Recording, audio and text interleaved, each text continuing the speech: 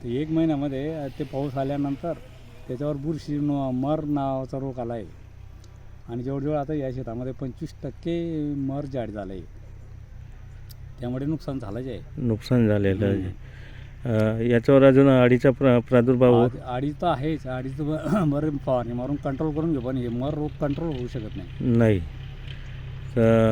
सध्या मग आता काय शेतात काम चालू आहे? शेतात आता ही फवारणी चालू आहे. बुरशीनाशक फवारणी मारतोय, अळीनाशक मारतोय आणि खर्च भरपूर होतो.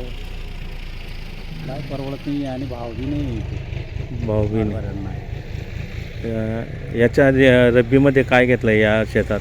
या आधी असंच पडलेलं होतं.